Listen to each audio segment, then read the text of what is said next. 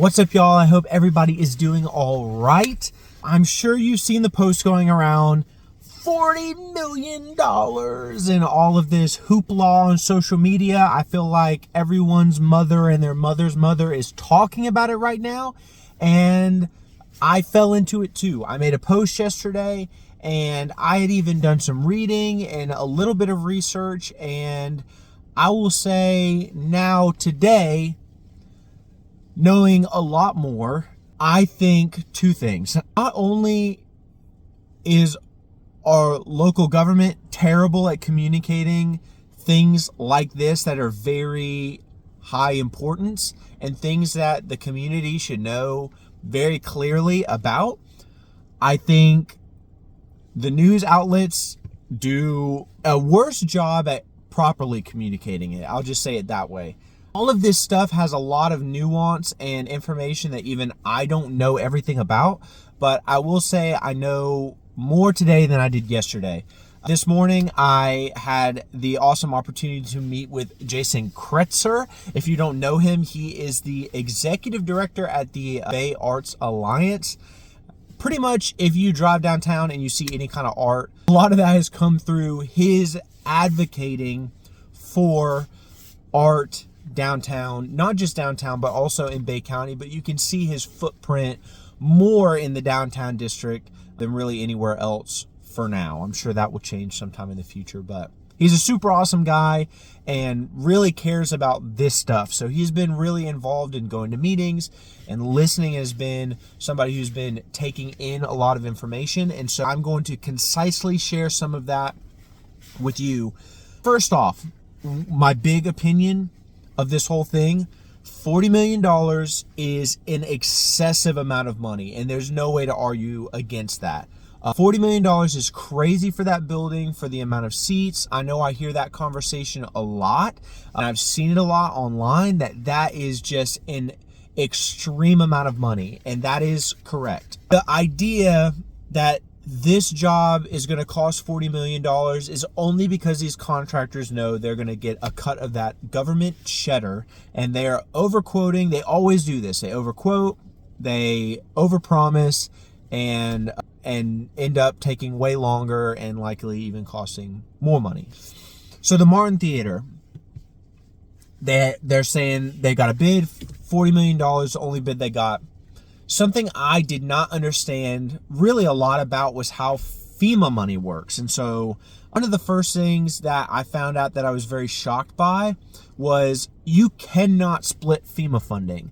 FEMA funding is for a singular project, and as soon as you literally can't go like, okay, we have this $15 million for the marinas, just say. We're going to take that and put that money towards a repair of 3, 4, 5 different parks in Bay County that are still damaged by Hurricane Michael. Say they went to Joe Moody and they did what they want to do there. They clean it up. They do all the stuff they want to do. They build the building and they spend $1 million, let's just say. Then the rest of that $14 million, FEMA just goes, oh, okay, well, thank you for not using that, and they just keep it, which with how government is spending money right now, for us to be able to use money to benefit us in Bay County, I say we need to do everything we can to wipe all of that funding out. It's much better used by us here in Bay County than that money getting repurposed for some overseas bull-larky. So that's something I didn't know about FEMA money. Can't split it. You have to use it all in one place. If you don't use it all, you lose it. And that new funding is completely frozen. So the funding that's been allocated to these marinas is not enough money to actually finish completely the marinas the way they need to be done. So essentially, they would be sitting on this FEMA money until they could get the remaining funding from the government, which Lord knows how long that's going to take. If anybody is holding their breath for the government to figure out their finances, you're a dead man. It is not. I wouldn't hold my breath waiting for that, and I don't think anybody with half of a functioning brain should either. It doesn't matter what happens the election cycle. Who knows when they finally figure that out and new funding can be allocated to finishing up these projects. So what they have now is one project, which is the Martin Theater. I know they're talking about the MLK building that they're going to build, which looks cool. If you want to see more about all the projects, I think Josh Street posted a really good post about kind of the plan, their kind of like strategic goals, why they do what they do and all that stuff. He made an awesome post. I may actually drop that post in the comments of this one, but with specifically the Martin Theater, there's some reasons why they would take the money. I'll just go this way, because the Martin Theater has funding between all these other projects that they can pull together to wipe it all out and use it to actually complete something, not like have it half done, not have to do it kind of part way. I mean, like, make the Martin Theater something super special and super modern while also keeping a lot of its history. So, reasons why they take money from the marina. The marina, and I think this is one of the reasons why all these outlets and things like that are just, they're doing a terrible, disingenuous job of communicating things properly. The marina money is only for boat slips. Boat slips. That's it. Nothing else. Not for actually working on the marinas. It's for the boat slips. And so if you were hoping that that money was going to be used actually revitalizing and repaving and adding back all the things that the marinas need, it's just for boat slips. And so, in my opinion, and I'm sorry if there are people who need the boat slips, 50 boat slips does not outweigh a 400 plus seat venue that's going to be used by the community and surrounding counties even, who are going to come in and utilize this space potentially multiple times a week. And so, not including the restaurant, the speakeasy, the rentable spaces, the shop, all of these things that are going to have value to downtown specifically. That has, I mean, I couldn't even put a multiple on how many more people are going to get use out of the Martin Theater than some boat slips. And it just seems like, yeah, anyways, I'm not going to say that. But in the fact that even the money that they have allocated to it is not even going to complete the whole marinas anyways, they're just going to have to sit on this money when they could, for Lord knows how long, when they could attack the Martin Theater right now and get it done. Something else that I think it sounds like in the meetings, what they're going to pursue with the marinas is some, I guess they call them strategic partnerships and stuff like that. Investors. I think people hear that and they think St. Joe's taking over everything. The names that I heard didn't actually even mention St. Joe, though St. Joe is going to have to build some slips on the downtown one, because I believe that was a part of their agreement that they were supposed to have some slips for their property. And so I think that's one thing that likely they're going to have a hand in. But the goal, it sounded like, and I'm not a commissioner, so I'm not going to put my neck on the line, but from the commission talking, they said if they could finish the marinas, and do it without incurring any debt for the city of Panama City and without adding any tax burden to Bay County through partnerships, then that's what they're committed to. And personally, I think that's how it should be. For things like that are going to be income producing, I would love for the government to not have a huge hand in those things. I'd rather there'd be investors who have skin in the game to make sure that it's the best it can possibly be at making money and benefiting the community and being something that's actually usable by the community, instead of some government thing that nothing the government has their hand in ever works perfectly. So I think getting that out of the hands of the government's responsibility, getting some other people and having their skin in the game to make sure it's done properly, I think, and there's no tax burden on me, I think that's a win. That's my perspective, though.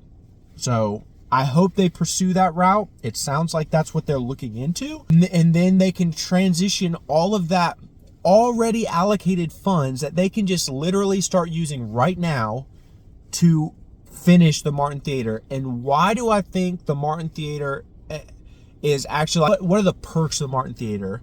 And I think the big one is that is objectively the highest and best use for that large sum of money. Again, if you don't use it all, you lose it. Anything you don't spend, you lose. And they could sink all of that money into the Martin Theater and it be done, like done, like nice.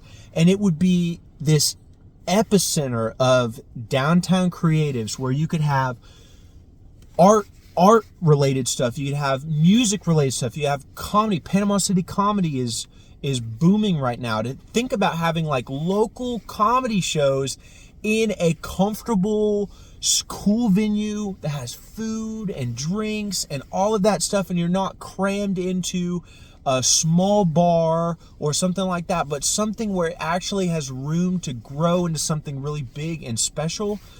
I think that's just a massive win. The floor seating is actually, they're going to have floor seating where before they didn't. That can be moved. And so to think that you can move seating to have a pit, to have just standing space, to have a longer stage for comedy shows or for like a long walk or something like that for fashion. I think all that stuff is like things that are going to benefit groups in Panama City that don't have something like that right now. And I think thinking about the Martin Theater from that capacity, it's hard to argue that there is a much better use of that large chunk of money in a way where we're not losing opportunity to spend that growing Bay County and helping Bay County. Yes, is that going to have a wider impact? Are there going to be other counties affected by this very positively? 100%. But I think it affects Panama City and Bay County and downtown specifically greatly, and the creatives in Bay County greatly. Incentive for people to come in and do like sick stuff in our city, and we just don't have anything like that right now. And something I think Jason did a really good job of. He said something to me, and it almost like, I think I maybe even said to him, I was like, man, I've never thought about it that way. That this is not something that's designed to be this big breadwinner.